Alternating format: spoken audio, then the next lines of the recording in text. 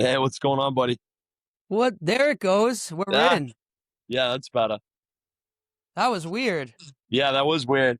I could see like the studio, but it wasn't letting me in. You could just see me blank staring like this, like what's Yeah, going yeah, on? yeah. I was like, "What's going on over here?"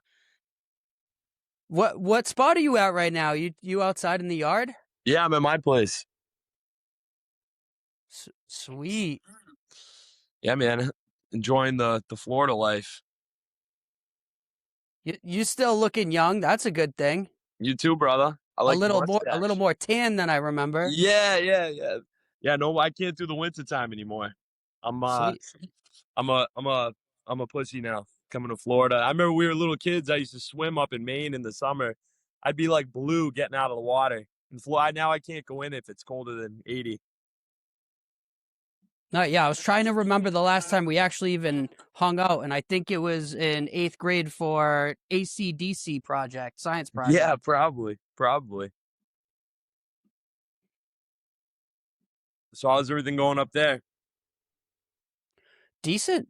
Just living life, man. Started this podcast, trying to reconnect with people I lost contact with. I see that you're like an entrepreneur, so I was like, right from the jump, I was like, I want to talk to Brendan. He's got stuff going on. I mean, I don't really know what. I know you had like a coffee shop, and now you're doing insulation. So, what's the new venture? Yeah, so I had a kava bars are pretty big down in Florida. It's like a botanical tea bar slash coffee shop. I had one on Indian Shores Beach, and we were gonna move to St. Pete Beach, and I had a small insulation company at the time, and I actually ended up in Coma in the beginning of 2020. And when I woke up from coma, COVID started like right after, and I didn't reopen my coffee shop. I lost the insulation company at the time. My new company just started back up about 2.5, 3 years ago. It took a little bit to recover. I had to learn how to read again, and I couldn't see for the first like month and a half when I woke up. Yeah, because I know you just started to update me. You said your company you just relaunched and you had to shut it down, and now you relaunched it. Yeah, we just relaunched right before the hurricanes actually came, is when we started back up.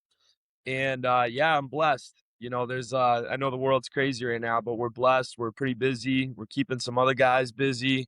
And I actually have another business that I'm working on. It's a frequency bed, a sound healing bed that I built a couple years ago. And it's pretty interesting. We got my girl, we've been together 3.5 years. She helped me. I had a bunch of, I don't know if you remember, I used to rap when we were younger. Well, I started writing children's books for my kids during COVID that all rhymed, but they were just a bunch of books in a notebook. There was no actual book yet. And when I met my girl, she got 5 of our books published and illustrated on Amazon. So a couple different things out there right now. Whoa, cool. So you wrote the kids' books. She helped you get Yep. them published on Amazon. Yeah, yeah, it's pretty exciting. Some Were they based off of like childhood, or was it just complete creativity? Was there a a message couple. behind them? Yeah, each of them has like a little different moral story in it. The first one I wrote, my son, he was 3 at the time. He was obsessed with the moon as a baby. Like he would talk about the moon all the time. So the entire book was our conversations about the moon, just put in a rhyme form. And then the second book that I wrote, my my daughter, her and my husky, I had a husky that I got when I moved to Florida when I was 23, and when I had her when I was 26, that was like her best friend. I wrote a book, but it's from his point of view, from the day she got home from the hospital till the day he passed away. It's him telling the story of their friendship, and it's to kind of teach kids about loss. Dogs don't stay in your family forever, and neither do relatives. So each book has like a moral story, and then there's a guided meditation in the back too. My fiance is a meditation teacher for children as a side thing. Can you hear me better this time? Yeah, I can. Yeah, so much better. Okay, perfect. It actually just popped up a message, and I'm dumb because I didn't read it before I erased it. So I wonder if it was saying something like, "Hey, signal might be weird" or something. But I exited it out. Yeah, it's been weird. Yeah, man. So last time it's been a while, dude. Thank you for coming on. Um, before we got shut off, you were talking about your new business and what's going on for the past couple of years. Yeah, it's been a kind of crazy couple years. I don't know if you know what happened to me when I got hurt in 2020. I don't know if you knew or not. I, I saw that you were in a coma. I don't. I Yeah, I know it had was your roommate or something. yeah, me and my buddy had a 4-bedroom house when I had the bar because I went through a split up at the time with my son's mom, and I had the bar going, and I was just newly back in Florida a year, so money for the bar, my own place, and then my installation company was tight. So me and my buddy got a 4-bedroom house, and about 6 months into it, another guy that we knew was in a tough spot. His roommate moved back up to New York. So we told him he could, rent a room for a couple months, and it was going to help us on the bills too. So we knew the guy for like 5 years, and I didn't know that he had been dabbling with some drugs, obviously. And I brought him into my world, into my business. He was working for me, and we were actually getting ready to go in on another business together. We had a meeting with an investor the night that I got attacked, and yeah, he went home and hid in my house and waited for me to get back to the house. And I went in the fridge to get a water, and this dude was hiding in the bathroom with a metal baseball bat. And when I turned around, he was there, and he ended up caving in my skull. He collapsed 5 of my ribs, broke my or ruptured my lungs, ruptured my liver, my collarbone, my eye socket. He broke my right arm. And then yeah, the crazy part was when I woke up from a coma, I didn't even remember what happened. I thought I got in a car accident. And like 2 weeks, the doctors told my family, like, you can't tell him, you gotta like let him just remember. And I was asking for this guy. My brain made up a story that I flipped my truck and me, him, and my son were in it. So I was asking the doctor, I was like, man, I want to see my kid. And I had a halo on because I just had brain surgery and tubes everywhere. So they weren't letting the kids come see me. And I was like, Mom, why hasn't Steve come to see me? Is he all right? Is he hurt? And then like 2 weeks later, my mom showed me a video that my sister put on Facebook. And at the very end of the video, my sister's like, we can't believe Steve did this to Brendan. And all of a sudden, it was like a movie reel played back. And I remembered everything. It was the biggest thought I've ever had in my life. And I looked at my mom and I was like, Mom, Steve did this to me. And she started bawling her eyes out. And I couldn't even cry. It was such a big thought. It like didn't fit in my head. And yeah, it was like I tell everybody I had to lose everything to find myself because I had businesses. I was a single dad at the time, and I thought I had the world, right where I wanted it to be. And I had to lose all that though. And like, because once I got home from the hospital, COVID was going on, and I didn't have the businesses. I couldn't drive. I had to go to cognitive therapy. I went to go pick up a piece of paper and write. I could barely see the paper.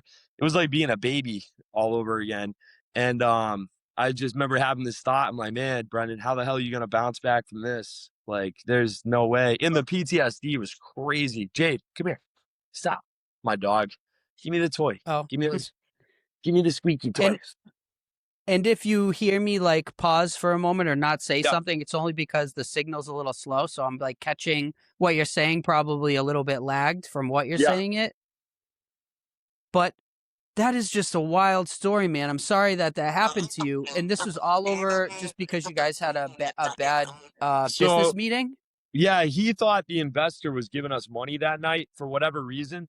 But Oh, and he's an addiction, active addiction. yeah, and I didn't know that he had been messing with pills or whatever he was messing with.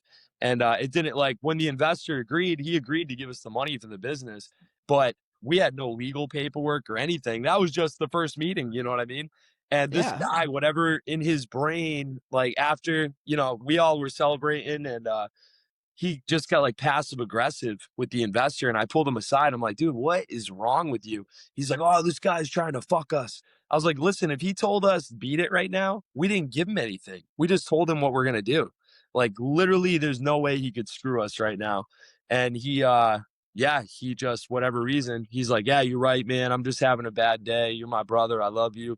And I was like, well, go home before you mess this up. So he left and I stayed to kind of smooth things over. And then here, hold on one sec. Jake, go outside. Go outside. It's my puppy. She's wild. I stayed to smooth things over, and I was on my way home at like 2 in the morning in an Uber. And my friend Jamie, who's a nurse, she called me. She's like, Brendan, what are you doing? I was like, oh, I'm going home right now. I was like, we had a great business meeting. She's like, don't go home. Steve is texting me crazy stuff. Like, he had a murderous rage he wants to fill. And I was like, Jamie, he's not mad at me. I just got him set up for life. Like, I'm giving the guy 25% ownership of a business just for like sweat equity. Like, hey, you got to run it. I'm about to be opening a new coffee shop. Yo, this is a podcast. Let's just do it over the phone, man. All right, yeah. Oh man. Hey, it's 2026. Like, um, technology isn't always going to be popping off for us. All right, dude. Yeah. So, like, uh, I can't even begin to fathom how something like this happened. So you kind of summarized that you guys had a business meeting and it didn't go well, and he thought you guys were getting money, and then the business partner was texting you saying that he was a murderous something. No. So this girl Jamie, that at the time I was single and me and her were talking, but we weren't like anything serious. But she knew this guy from coming over my house. She texted me and asked me, she's like, hey, what are you doing? I was like, oh, I'm on my way home in an Uber. She's like, Brendan, don't go home. Steve is sending me crazy messages saying he has a murderous rage he wants to fill. And I was like, did he say anything about me? And she's like, no. I was like, Jamie, he's not mad at me. I just got this guy set up with a business deal. Like, there's no way he's mad at me. And I was like, listen, don't worry about it. Jared's home. The dogs are home. I was like, I'll give you a call when I get to my house. So she's like, okay. Well, she's like, don't forget to call. So I pulled in the driveway in the Uber and I went in through the side door. And our old house, you went in under the carport. You came into like a kitchen that had a bathroom slash laundry room off of it, a dining room, his bedroom, and then it went to a living room, my room, the kids' rooms, and my buddy Jared's room, and another bathroom in the front. And this guy had taken all the light bulbs out in the fucking dining room and kitchen, and he put these blue lights in that he used for DJing. And I'd had a couple drinks. His door was closed. The music was on. I was like, I'm not gonna mess with this guy tonight. Like, I had a great night. I don't want to hear anything negative. And I didn't know it at the time, but he had locked my dogs in his bedroom so that they wouldn't attack him. And I went in the fridge to get a water. And all of a sudden, the door to the bathroom that was next to the fridge flew open. And I looked over my shoulder. He didn't say one word. This guy just had the craziest look on his face. And I was like filled with dread. I knew something really bad was going to happen, but I didn't know what. And then boom, he hit me in the side of the head with the bat. He hit me so hard I screamed and my legs gave way and my legs weren't working. I was trying to climb up the fridge door. He ran out of the kitchen, I think, to see if my buddy Jared had woken up. And when Jared didn't wake up, he ran back in the kitchen and he like stood over me for a minute. I was trying to climb up the fridge door. He held the bat straight up and down. He went down. He broke my eye socket. I fell off the fridge door and I was trying to crawl away. And he put his foot on my back and said goodnight. Boom, teed off on the side of my head again. And I blacked out. And like 15 minutes later, the police think Jared kept hearing like, boom, shut the fuck up. Boom, shut the fuck up. And he ran in the kitchen with his gun. And this dude had me like propped up on my knees. And Jared pointed a gun at him and told him to get away from me. And he like just leaned against the wall, like laughing hysterically. Like this guy, he looked demonic. Like when I looked over my shoulder at him, his eyes looked like they were pitch black. And Jared grabbed me and dragged me in the laundry room and pointed his gun at him. He's like, you better call 911. Brendan's dying. And this guy called 911 and was like, hey, I just beat my friend in the head with a metal baseball bat. You might want to get here. And when the police got there, he was just like laughing like a crazy person, saying he's killed before, he would do it again. And the crazy thing is, I'd never seen this guy like this, like ever, ever, and Jared too. And then Jared, he's with my guardian angel. He put, CSI came because they didn't know if it was going to be a murder case yet. They wouldn't tell him what hospital they were bringing me to because they had to get in touch with my family up in Massachusetts. And because of the type of case it was, they weren't letting anybody know except next of kin. So this poor dude had to like clean up the whole house after the cops left, and then he didn't even know if one of his best friends was going to live or not. So it was pretty intense. When I got home from the hospital, the PTSD was insane. I thought I understood PTSD before. But the only way I can describe it is it's like having a monster inside of you that's like trying to rip out like the anger, and yeah, man. I mean, it really woke me up spiritually. Like I really got close to God during that time. We met at Catholic school, and I've always believed in a higher power, but you believe it and you read the stories, but then to actually have to implement it in my life, like that's really the only way that I got through all of that was with God, and finding my relationship with God, not just through the church, but my individual relationship. And yeah, a lot of beautiful things have come out of this. I've got 6 books total published now, 5 children's books with guided meditations. Me and my girl wrote a biohacking book. It took us 2 years. I have a device that I built. It's going to sound crazy, but about 9 months after I got home from the hospital, I started having these dreams, and I had a dream about this device. And I drew a couple sets of blueprints and I built it. And it's a sound healing device that I've been helping people with. So yeah, a lot. I tell people so I had to lose everything to find myself. And the best advice that I got, all my friends from Massachusetts were calling me. You know how guys from where we grew up, man. Like I would have killed that motherfucker. Like going, and they were saying it out of love, but it was keeping my anger going. And one of my buddies from South America was up visiting. And he's like, "Oh, how you doing, Brendan?" I was like, "Oh, I'm pissed." He's like, "About what?" I was like, "What do you mean about what? About what happened?" He goes, "Oh, I didn't know it was still happening." And I was like, I paused for a minute and he's like, "Listen, you're a great friend. You're a great dad. If you live like it's happening, it's going to happen forever." And then he asked me, he's like, "You believe if you die, you go somewhere else, right?" And I was like, "Well, yeah." He goes, "So this is just like a car. Then, that's not really Brendan. That's just like Brendan's car that you're in." He's like, "So your car got fucked up." He's like, "But only you can decide if Brendan got hurt. Because that part of you, your soul, when you leave here, like you control that. So did that Brendan get hurt, or did just your car get fucked up?" And it was like a light, and I was like, "No, you're right." I was like, "I'm not gonna let that Brendan get hurt." And I slowly started building my trust back. And now, fast forward 6 years later, I'm engaged. I've got a couple businesses rolling. I'm fully healed up. I mean, I lost my sense of smell and my peripheral vision, but all in all, pretty good considering I got hit in the head with a bat 12 times. I say And could be a vegetable. obviously we haven't talked in so long, so I don't know what you were like after high school, but I'm guessing you were kind of the same person. And then, like, prior to getting attacked, you probably didn't feel like evil. Like, did you then change, like, think there's evil in the world after that happened to you? I knew there was evil in the world. I guess my biggest lesson I've had to learn this life is not everybody uh, deserves your time or your energy or your love.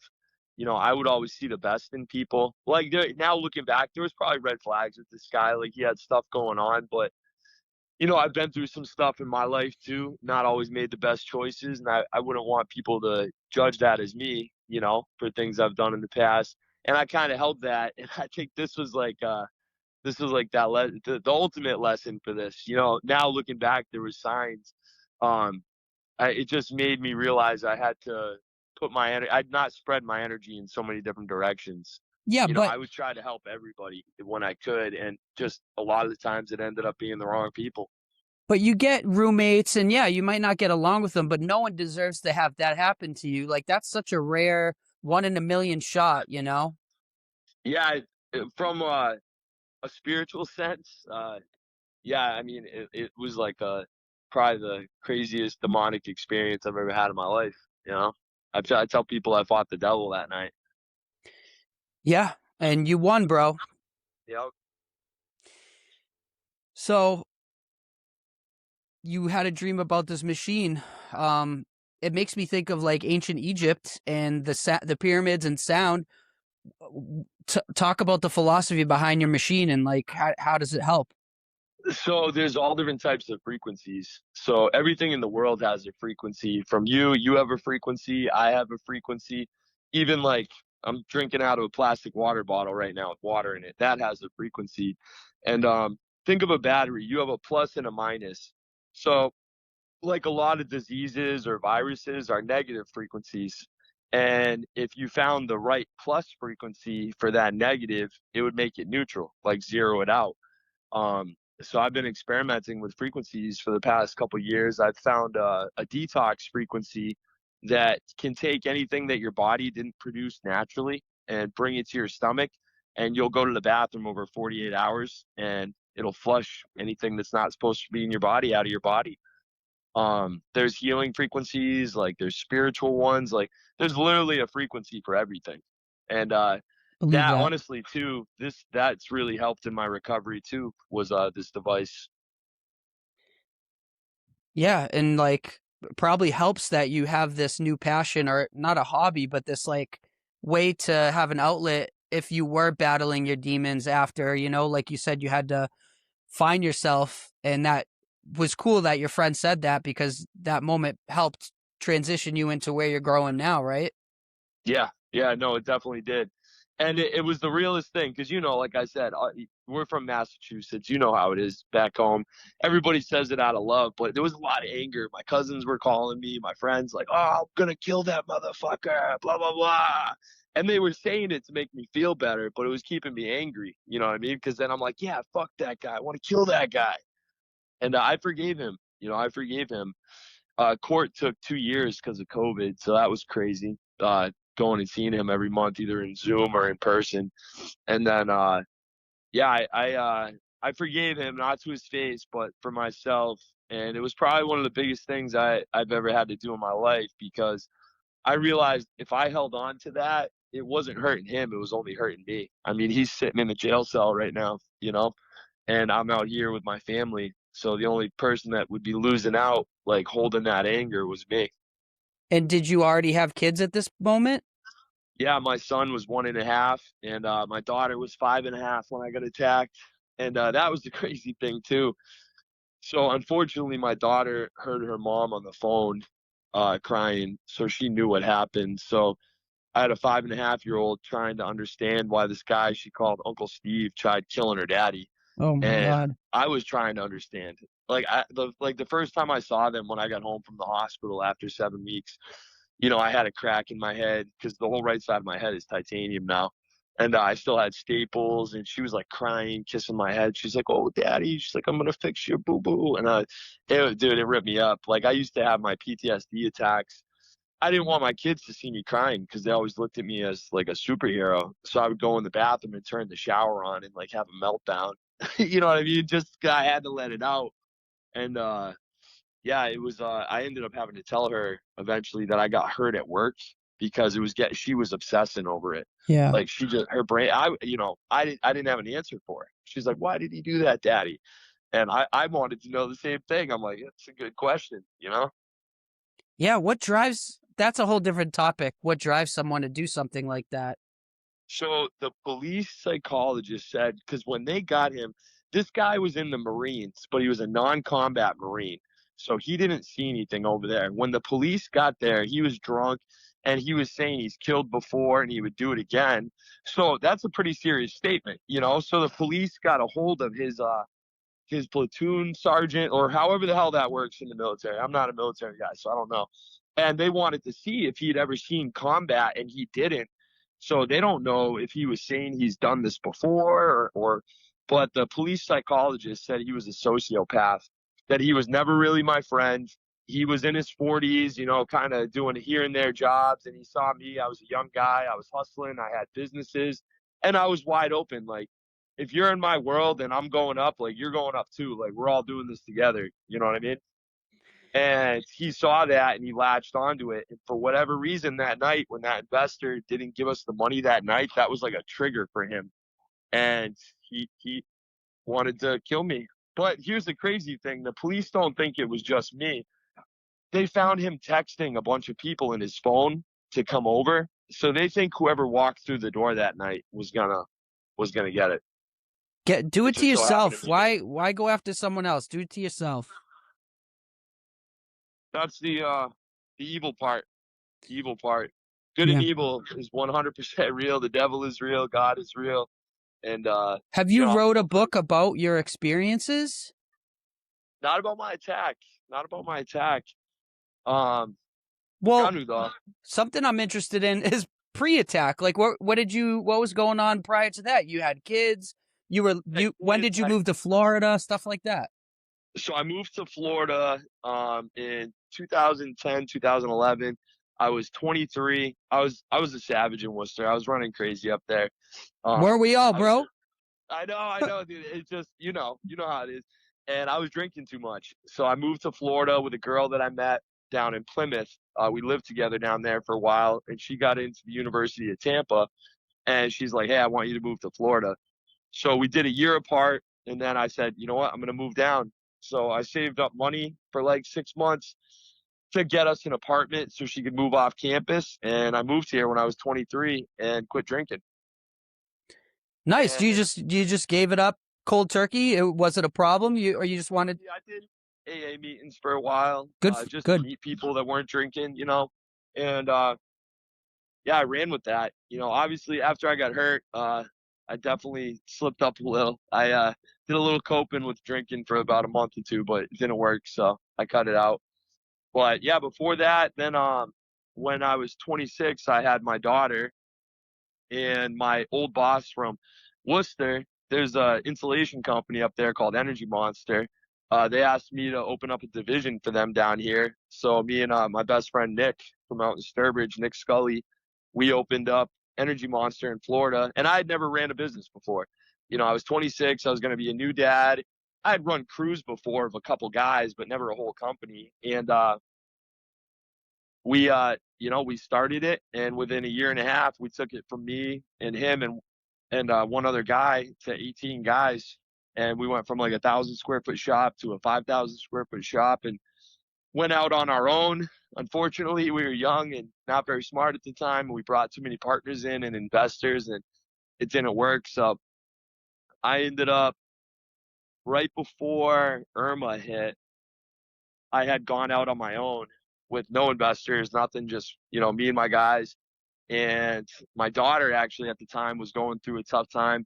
When she was 1.5, they found out she had a hole in her upper heart, and the blue blood was flowing into the red blood side, causing her heart to swell, and it was pushing on her lungs, causing fluid to form in her lungs. So they put her on this medicine that she wasn't allowed to run and play because like her heart could swell. So having a 2-year-old that can't run and play is like impossible. So I had to pay a lot of money to get her. She actually went to this place, Countryside Christian. It was a Christian daycare that was like small classes. Because I was going and looking at all these other daycares because I had to work, you know, Yeah. and they they had like 20 kids in the room. I'm like, you're gonna promise me that you're gonna watch my kid not to run and play? And I found this place, and they did. And my daughter had her heart surgery, and then Amen, right dude. after right after Irma, I was just burnt out, man. I had got burned by a couple contractors. I moved back to Massachusetts for a year. I was working on the power lines for the union down in Connecticut, and then I came back to Florida, and we opened up the coffee shop and opened my little insulation company back up, and then yeah, that's led right into the story I told you in the beginning, the attack. What is kava? So kava is from Fiji, and it's like a ceremonial drink. It tastes like dirt. It's very, very earthy, but it's a ceremonial drink. It's very relaxing and mellow. There's other drinks like Blue Lotus, rhodiola. It's just all different natural plants that have different effects. So it's really big down here in Florida. People are sick of drinking and going to the bar. So you can go out and get like the bar atmosphere without drunk people being stupid. That's cool. People are drinking like botanical teas, but they obviously have CBD ones at places, or the THC drinks people can get if that's what they're looking for, but you don't get that same craziness that you do at an alcohol bar. Did they just make it illegal in Massachusetts, the kava, or am I crazy? They might have. There was actually a kava bar in Worcester, right in Kelly Square. And why would they make it ban it? So a lot of the kava bars, they get the raw product and they make their own tea. I think Massachusetts had a problem with that. Them making their own Probably. products. They want it to come from, like the liquor companies do, from some big corporate company. Yeah, so it's just like drinking a herbal tea, and each herb has a different effect on your body, your mind, your soul. Yeah. Yeah, exactly. Cool. I've never had it. And that's interesting. And I thought I saw it in the news that they banned it in Mass. So I wanted to ask you about that because I remember you had a coffee shop. Yeah, it's pretty neat. I mean, I've met some really great people there. And back home, if you want to go out and play pool or something, you got to go to a bar. Yeah. So it's a nice collective of people. Maybe some people have had issues with alcohol addiction, and some people are just looking to vibe, like a coffee shop, right? Exactly, exactly. And during the daytime, you'll see a lot of people at them working on their laptops, or at nighttime, some of them have like open mic or karaoke night, or live bands or comedy shows, and they're pretty big. There's like in my city where I live, St. Pete, there's probably about 50 or 60 of them. Whoa. Yeah, it's huge. So with the metal in your body, does that affect the frequency that you put in there? Are you not allowed to do some of the frequencies? So yeah, I definitely did some experiment and found ones that don't work with me. I haven't found a frequency that really affects the metal. The one thing that really does affect the metal is the heat and the cold.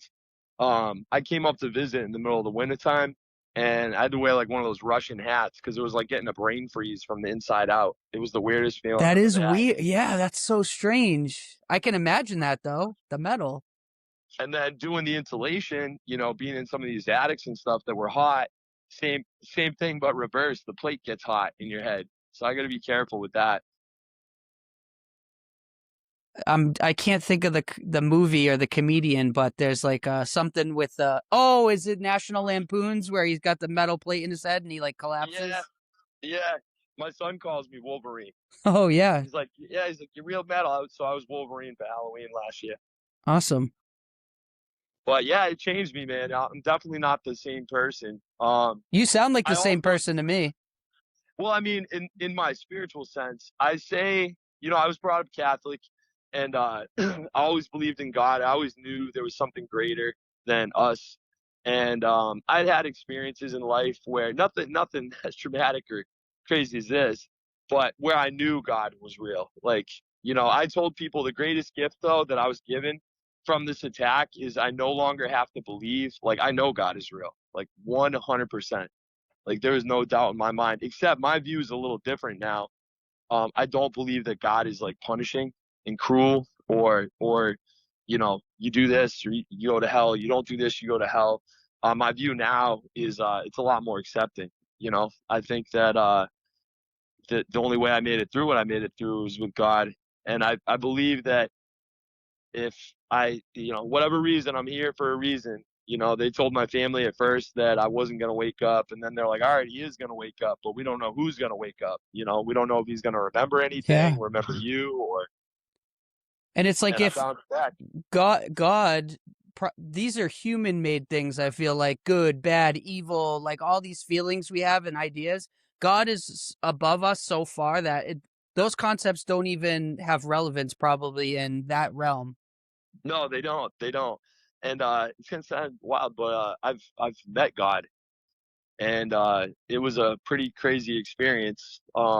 In your coma, you're saying, or just like when you woke up and realized you are going to be alive again? So after I was home a few months and I was seeing this lady, and she was like a holistic counselor because I refused. They were trying to put me on Percocet and Xanax, and I was like, man, I'm not going down that road. You know where we're from, how many people we've lost from addiction, and I was like, Yeah, you I was were just, already dealing with so much. You want to add that into it? yeah. And the doctor's like, well, he's like, you don't want to stress your brain out from pain, like you could end up like having a seizure from the pain because I was having seizures like 6 times a day. They had me on 9 different pills, no narcotics, but I was so fucked up, Richie. Like I couldn't like I was on pills for sleep, pills that like to counteract this pill, pills to counteract that pill. And actually, my friend from South America, that one I told you about that talked to me, he was like, Brendan, do you trust me? And I was like, yeah, I do trust you, man. He's like, I made you these capsules, and they were psilocybin, lion's mane, vitamin C, and spirulina. And the psilocybin, it was like half a pinky nail's worth. And for the people listening that don't know what psilocybin is, it's a psychoactive mushroom. It's one that people use to hallucinate or trip, but in small doses, it's therapeutic. Like they use it in Colorado and California for PTSD, depression, anxiety. And he's like, listen, I want to make you some capsules, but I don't want you to take them while you're on all this other medicine.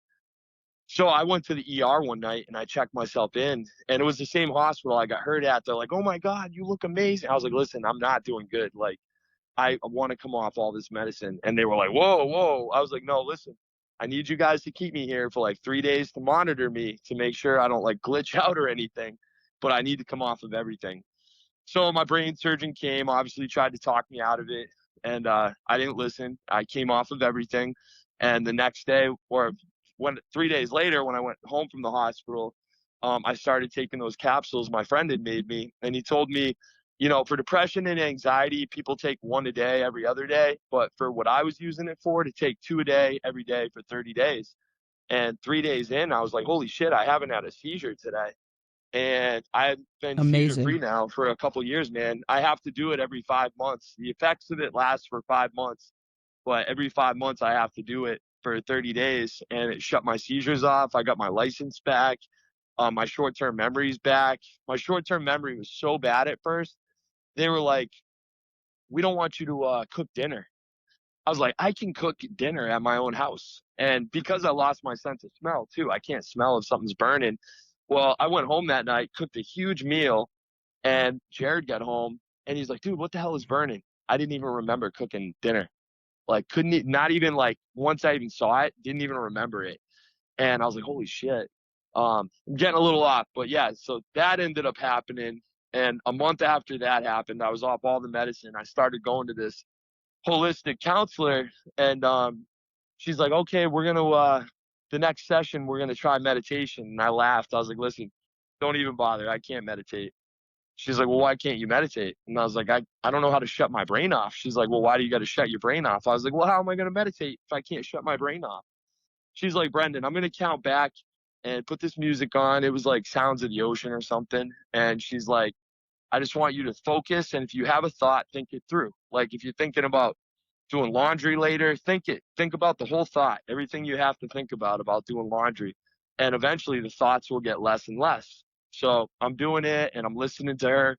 And then all of a sudden I was sitting at this beach and there was this bright red sunset. It felt like it was a couple minutes. And all of a sudden, boom, I was back in the room with her. And I looked at her. I was like, well, congratulations. You got me to meditate for a couple minutes. She's like, Brendan, that was 30 minutes. And I was like, what? And I looked at my phone and I started practicing what she taught me. And probably about 6 or 7 weeks later, I was meditating, and all of a sudden, I saw this huge, I don't even know how to describe it. It kind of looked like when you see a picture of like an atom with like all these multicolor, like it looked like this big ball of energy, like so bright I could barely like look at it, with all these multicolor ribbons like coming in and out of it super fast. And I had this overwhelming feeling of love. And I started like bawling my eyes out. I felt amazing. Like it was the best feeling I've ever had in my life.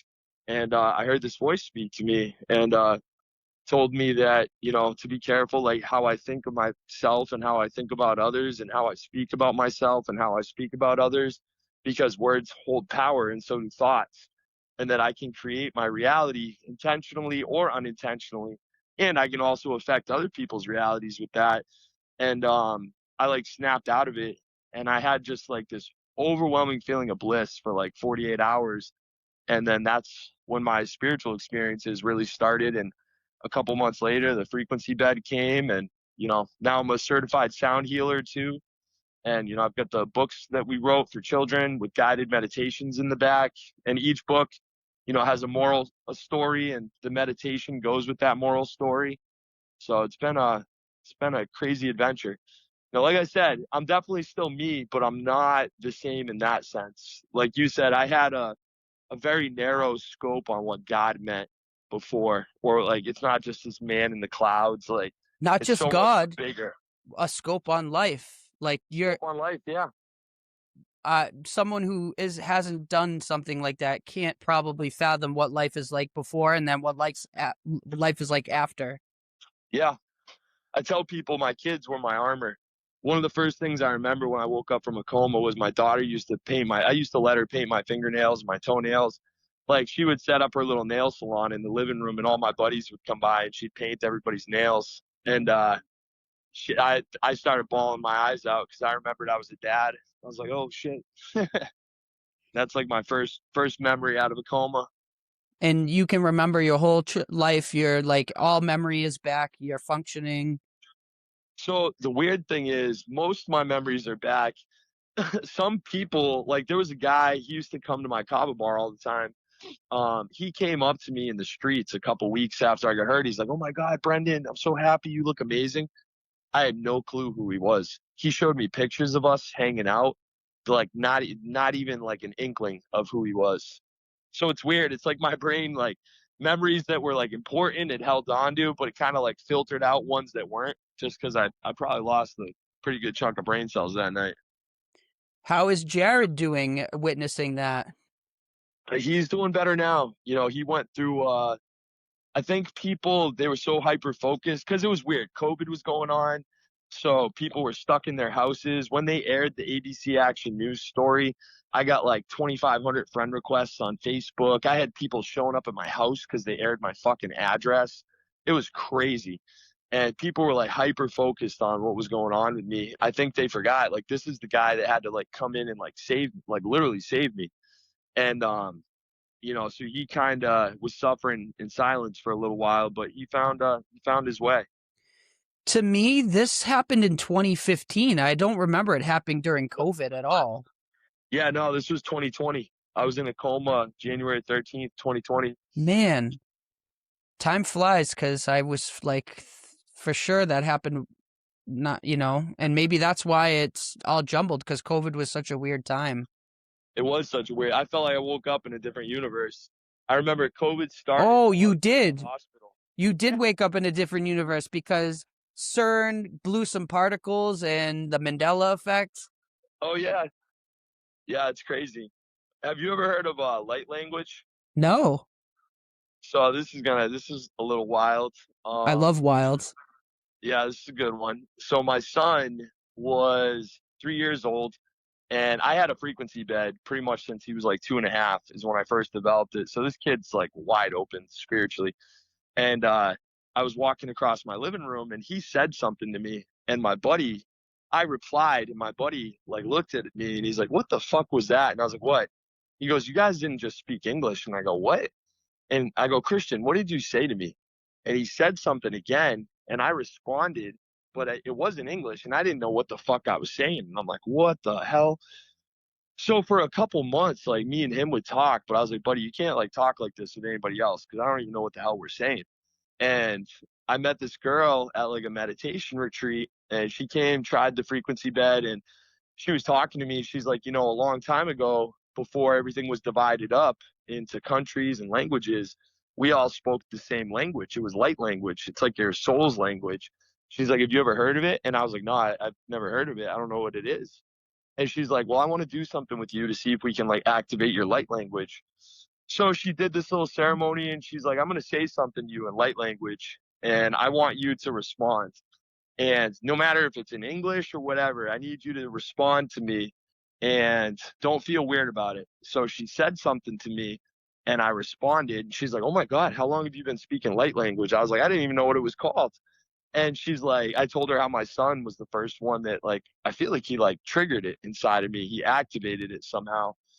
And she's like, do you know what you're saying? And I was like, I don't. She's like, okay, you got to be really careful with this. She's like, so if you want to say something in light language, you need to say it in English first so that you know what you're saying.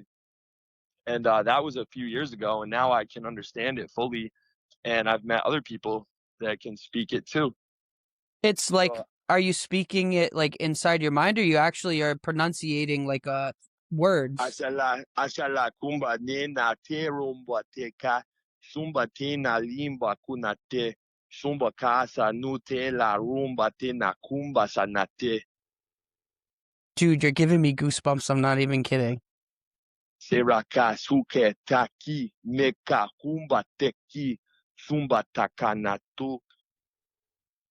And this is like a documented language, or are you saying this is what how people spoke before we all started breaking up to different language? Yeah, this is the before. A long time ago, I think there was a war and the good guys lost, and they divided us up. Like after so the Bible has like partial truths to it, and the Tower of Babel was more metaphorical. It wasn't a physical tower. What the darkness was trying to do was take over dimension by dimension. And this dimension, we were a highly advanced race. You know, we had technology, and something happened, and the darkness got more control than the light, which is why we're at where we're at. But people are remembering, like the bed that I built. I didn't invent that. I was given access to old technology. Yeah, explain the bed to me. Is it copper, aluminum? How So, does it? so I used a military style cot, so it flexes with anybody's body. It's got instrument strings, copper, quartz. So quartz is a very interesting crystal. I used to think crystals were like kind of hokey, you know what I mean, like some hippie shit. And I didn't realize, even quartz is in so much technology nowadays, especially those watches that you never have to change the battery. Yeah. It's a quartz watch. So the quartz can absorb energy and hold it.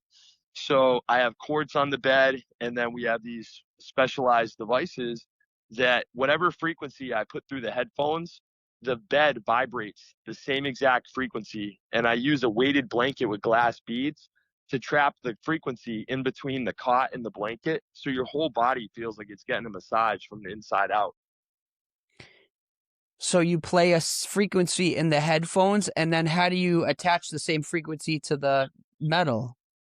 So we have these special motors that simulate those frequencies. And so it's the same exact frequency you're hearing in the headphones is going through these motors. And then we have Tesla coils that we built attached to the bed as well, with a bunch of other stuff. But yeah, the gist of it, yeah, it's technology mixed with some spiritual stuff. And I've had some crazy experiences in that bed. And I have people come use it for all different things, from anxiety to depression. I had a guy that had 7 brain tumors from the age of 18 to 36, and I used it to help get he just had his last one like 6 months ago, and we used it to help get the radiation out of his system. We found a detox frequency that can cleanse your body. I had somebody that had an adverse effect to a certain shot that people were getting a few years ago, and they had things that were spike proteins in their kidneys, and their body wasn't filtering them, and I was able to get it out of their body, and I've used that on a couple other people, some of them with before and after blood work. And I think that's part of the reason why I built the bed was Hmm. to help people. Now, can you use it too much and then it has a negative effect? I have not found that yet. I actually don't use it enough. Every time people come over, they're like, "Man, I can't believe you have this in your house. You must use this all the time." And I'm like, looking at it, I'm like, I should. I use it probably maybe like I used to use it every week, but just the insulation stuff's been crazy, the kids. So I use it probably every other week. And then I actually have a tub that I just built about 2 months ago. It's like a horse trough that people use for cold plunges, except it's wired with cords and copper coils, and it has grounding rods around it. And I fill it with mineral water and Epsom salt because salt conducts electricity. And you can literally watch it after it charges in the sun all day. The water is vibrating on the top. And this one has no technology in it. That's just straight Earth's frequency when you get in there. But you go sit in that thing, I've got a heater attached to it. It will literally, like, any emotional or physical pain is gone. You do lay in there for 30 minutes and you're feeling amazing. Now, do you drink like water out of copper? Is there something with the energy and like the food we eat or the what? So drink? I do have a copper water bottle that my fiance's mom got me for Christmas. And I actually put a little gram silver bar in the bottom of it. And I use what the hell is it? Reverse osmosis water. We have a RO machine at the house, and then I put Celtic salt in it to help remineralize it. And yeah, you can put frequencies in beverages, food. You know, now that I understand frequencies, it's like so important where you get your food from. If you eat like an animal that was you know, not treated right, they had all that negative energy and sadness. You're gonna absorb all that. You're gonna eat that, put that in your body. Yeah, I always wonder, is it in my mind when I buy high quality food that I feel better, or is it because the food is helping my body feel better? No, it's not in your mind. You know, everything is frequencies. Even right now, a lot of the stuff, like my opinion, the 5G has nothing to do with cell phone service. It's a negative frequency. It keeps us kind of like in a lower state. It's meant to keep you like anxious, depressed, sad. Some people it shows up as like physical ailments. And you know we can counter that stuff in our daily life with there's even frequencies that you can listen to. So YouTube has some real frequencies, but one thing I figured out about a year ago, if you go on YouTube, let's just put a number out, like look up 369, like Nikola Tesla's frequency. Now if you listen to that with headphones or speakers, you're going to feel it, but it's not the right frequency. The real frequency is between 369 and 370. So you got to be like 369.13, 0.55, 0.99. Now, those are the numbers I've been experimenting with. Because if they were the real ones, they wouldn't allow them on YouTube. You know what I mean? They wouldn't be And up there. YouTube has a process to make files smaller. So if you upload an actual quality frequency, it's going to downgrade the quality. It's not going to be the real thing. No, exactly. And there's frequency generators that you can buy on Amazon that are actually very affordable. They're like 40 to $100 depending on the one you get. And you can leave them plugged in your house where it's not a noise. If you hook a speaker up to it or headphones, you'll hear it, but you don't need to do that for it to work. It will just produce that frequency in your house. And I didn't know if those things were legit, and I bought one and I had it hooked up in the bedroom, and my fiance is like, "Oh my god, I had the most vivid dreams last night." I didn't even tell her that I had it hooked up that night, and I'm like, "Nice, it's working." And I was like, "Yeah," I was like, "I hooked this thing up last night." So we started messing around with it to see, you know, the different effects that we had when we kept it hooked up in the house. We had a weird bedroom YouTube thing. One time we put on like rainwater, but it ended and something else started, and it was like talking, like slow, like 8 hours of talking meditation type stuff. Yeah, And when me and my wife woke up the next day, I was like, "Did you? I did not sleep good. I had nightmares all night, and she did too." yeah. There's was it through Alexa? No, it was just on our phones. On YouTube, it like just played a random like, but I was like, that is like some type of brainwashing like sleep thing. It like did not set well with us because we're really good sleepers. Yeah. So it had the opposite effect, I feel like. Well, the crazy thing right now is so everybody's so hyper focused on this war, like overseas, but the real war is right here. There's a spiritual war waging. There's no politics aren't real. None of that is real. It's good and evil. Like that's it. There's no more real gray area. I feel like there was a shift in these past couple years, and people picked, whether knowingly or unknowingly, what side of the line they were going to be on, you know? And And we're kind maybe of watching this all unfold. It's kind of crazy. and maybe I'm a bad citizen or a bad like global listener, but I just like when people talk war or I hear it, I just like tone it out because it's like why it's stupid to me. Like I get people have issues, but we're one planet, we're one people. I don't even let it affect even though it is going to affect my life because we are living on this earth. I just like tone it out so much that it doesn't really affect me, but that's so like wrong to say because I know there's people in the world that have, hunger, thirst, they have electricity, they issues. It's like not fair for me to just say, "Oh, I just don't pay attention to the news," you know? No, no, you're wrong. Though. You're absolutely that's 100% what you're supposed to do, because what they want us to do.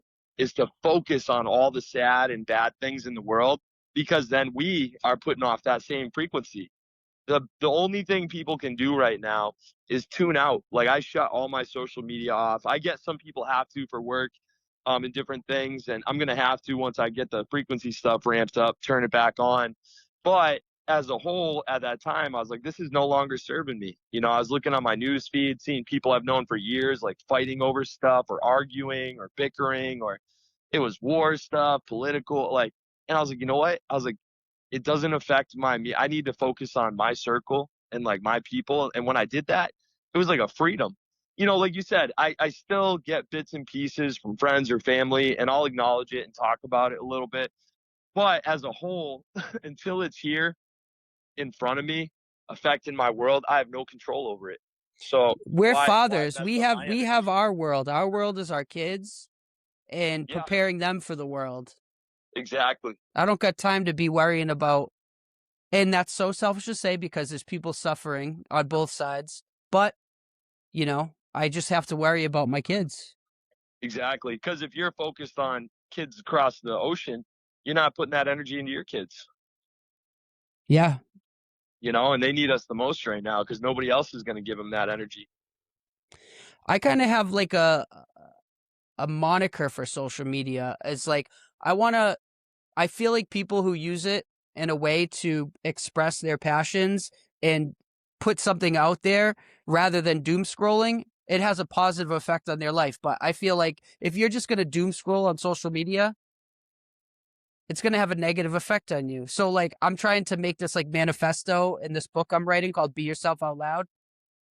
And I want to pass it to my kids. So when they want to get Facebook or Instagram, I'm going to say, all right, what is your purpose for it? What do you want to put out into the world? What is your project? What is your passion? And then it's like, you're going to share.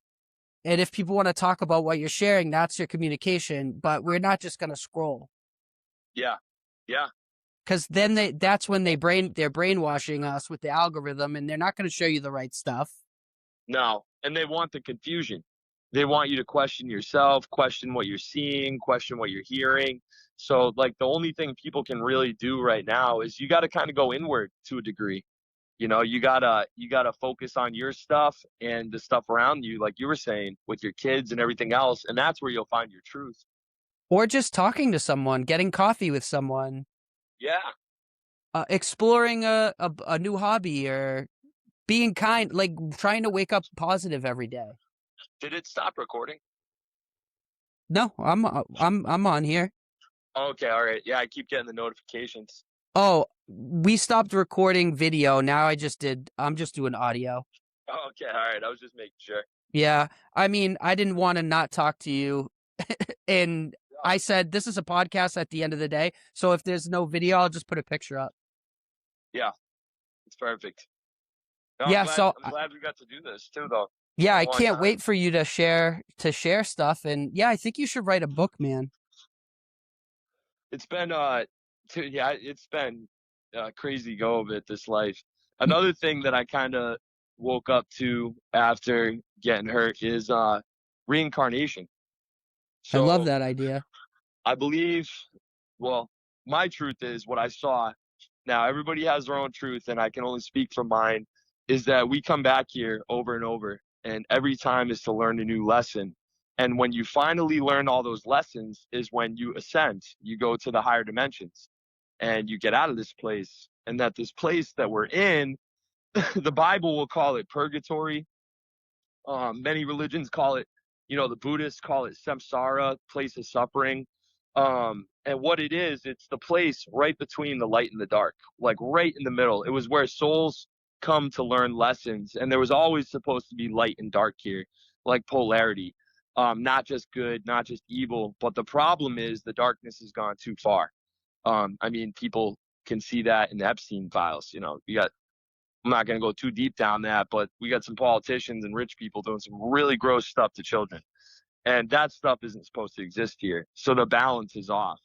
And what we're witnessing right now is kind of like those old systems starting to collapse, like these control systems. And things are going to get better. We're going to have to go through some stuff that might not look that good, but it's what we need to get to the good stuff. And seeing and knowing that now, like, has given me a lot of strength for the world stuff, because I know that stuff is all temporary. It doesn't matter what happens, like right now. Like, no matter what happens, we're going to be okay because we're on the right side of things. I It's the feel people that are evil and living wrong that have to worry. I feel blessed that we got to grow up without the technology in a way. We might have been the last generation to do that. Yeah, me too. Me too. I think about the stuff children have to go through nowadays. Even like the cyberbullying, or they do one stupid thing and somebody records it and puts it on the internet, and their life's over. Yeah, you can't go to a dance and dance because you're scared someone's going to film you and you're going to go viral. Imagine that. Yeah, yeah, that's crazy. That's absolutely crazy to me. And then So on yeah, the other side, then it's like kids are maybe super strong now because they have to be. They have so much knowledge, and the ones who are going to make it are going to thrive, and the ones who aren't, maybe. And then that's the balance. The yin and yang goes off. When we grew up, there was a yin and yang. It was very equal. I feel like now it's going to be skewed. yeah, I believe that too. I believe that too. And And it's you probably you have know, some thoughts on AI too. I think it's a positive and a negative. I know some people that are using AI to like dictate their life, like they're asking AI about their relationships and all that stuff. I think that's, in my opinion, not the route to go. I believe it's a tool that can be used for different businesses and work and, even some personal life stuff.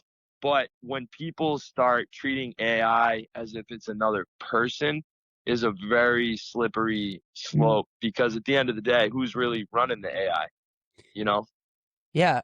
And also think of your life if AI shut off. Like I think about that all the time. I'm like, all right, let's say AI shut off. Make sure it's not like so integral to your process that you can't do anything without it, Yeah, which true. it might be tough for kids. Like imagine being in high school with the information of AI at your fingertips. Oh yeah, you never write a report again. Yeah, and You like you can literally have AI do all your schoolwork. maybe they can't fail either. Like part of that whole journey of trying to write a paper or is like the failure in what you're not getting out right. Yeah, And that's like I look at failure as a positive influence in progressing to something better. I agree, 100%. Because how do you know what winning feels like if you don't fail at things? Good point. And then when you get into the real world, and then you are faced with real challenges where you don't win, if you're used to always winning, you're not going to be able to handle them the same way. Yeah, and like to live is to suffer, and you're gonna, there's things that you have to work through in life, whether it's someone dying or you failing at something, and you have to stay positive and strong and just keep and understand that life is the most beautiful thing in the world to wake up every day. Yeah, it's true. It's true. I think right now the biggest thing people have to do with the technology, the world stuff, their personal stuff is to try to find as much balance as you can and try to remain as balanced as possible.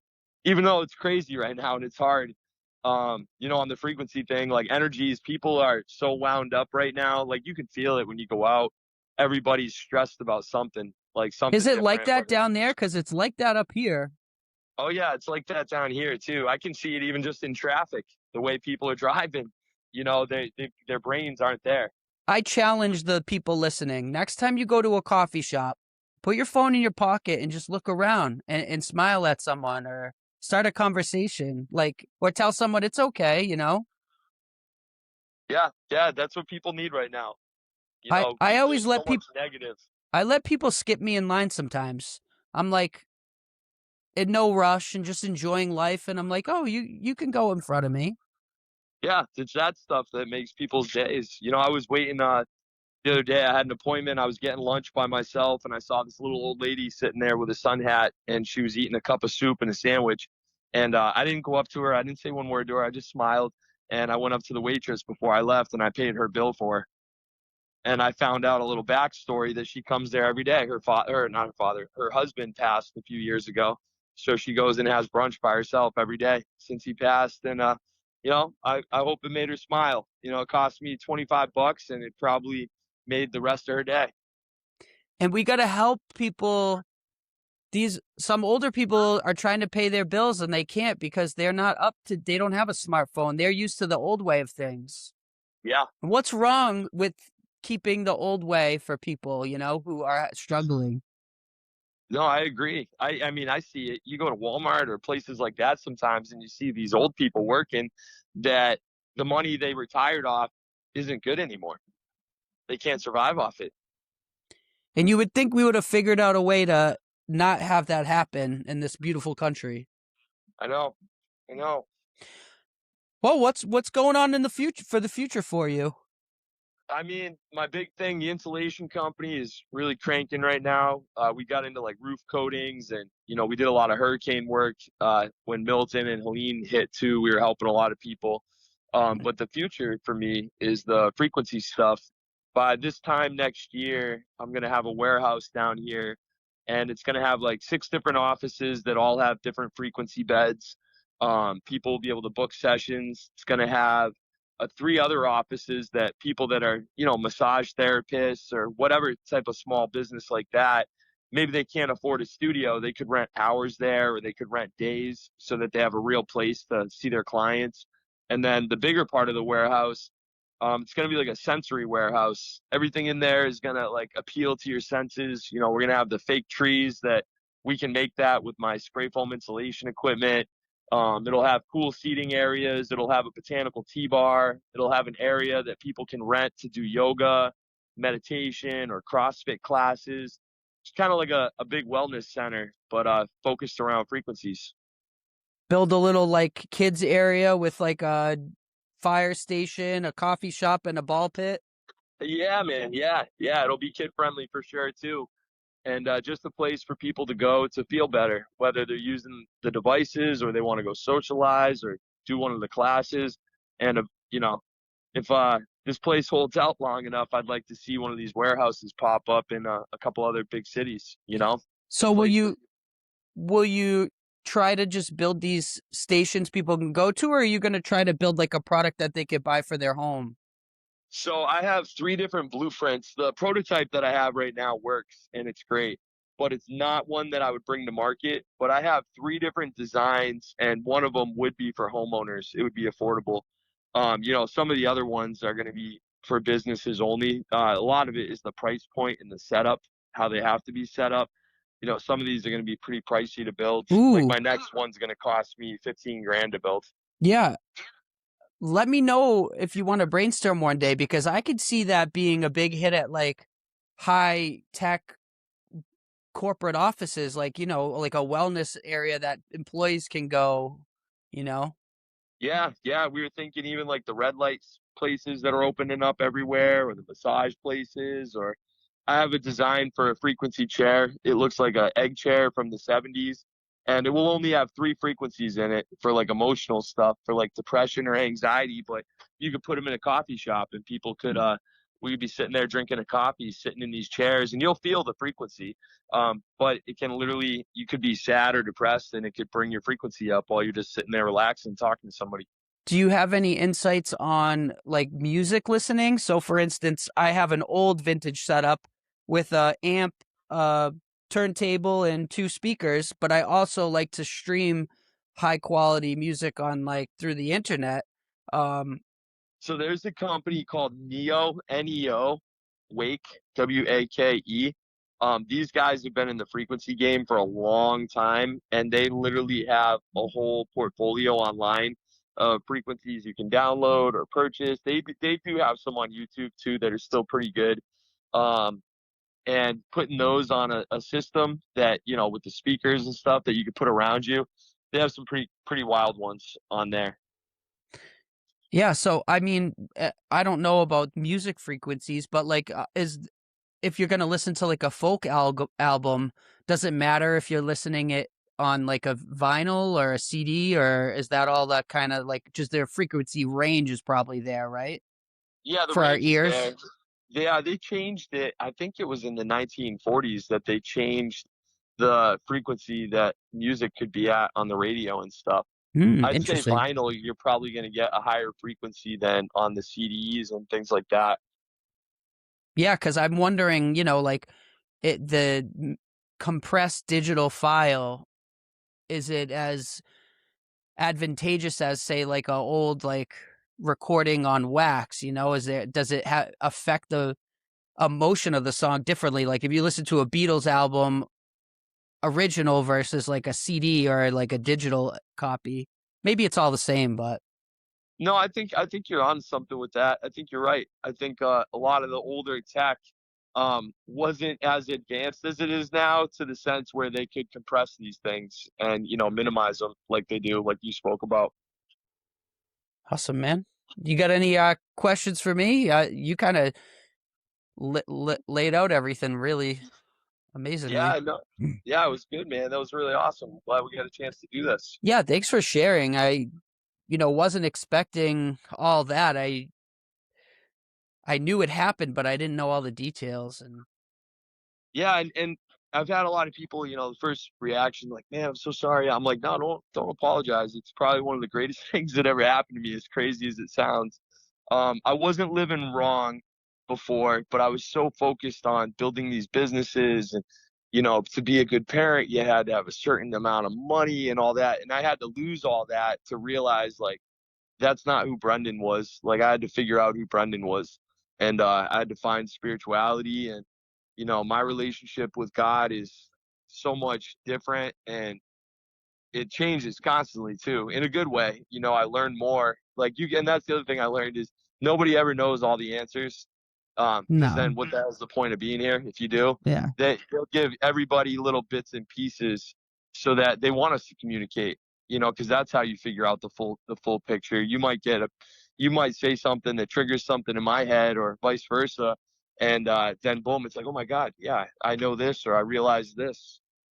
Imagine if we looked back at our eighth grade project and we had a picture of it and it actually was an energy machine instead of AC/DC power. That would be crazy. And you know what? I wouldn't be shocked. Did we have a bicycle? Is that how we got the power going? Yeah, I think so. But we didn't bring a bicycle into the cafeteria to display it, did we? No, I think it was all poster board. Yeah, so but I remember generating some type of power. How do we do that if that was a poster board? I don't know.